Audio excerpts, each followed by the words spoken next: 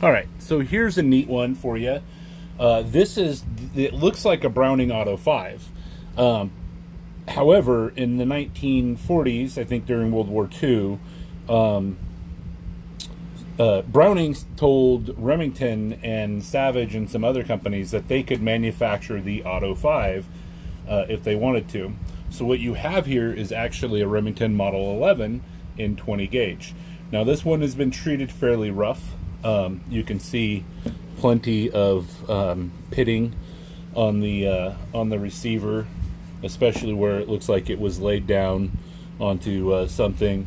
I don't know that this is the original stock. I'm going to assume that it's not because of the fitment issues. Generally speaking, they did a much better job of fitting these.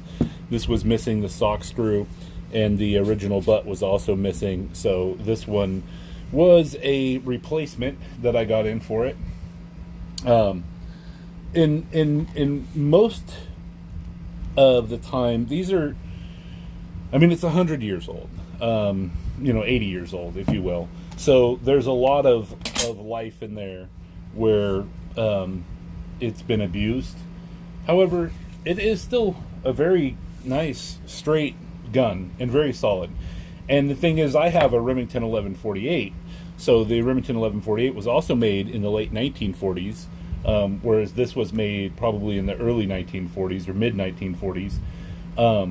And so the Remington 1148 was the next step up. It was the actual Remington design rather than the copy of the Browning, which I love my 1148. It shoots and cycles exceptionally well.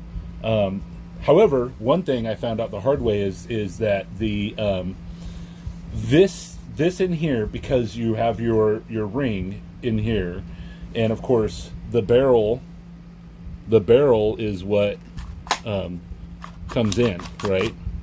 So the barrel cycles in, and so this has to be soaked in oil inside of here in order for this thing to cycle properly. Now I have a 28 gauge, so it's a much smaller gauge, and that may be because it's a 28 gauge. This being a 20 gauge might cycle a little bit better.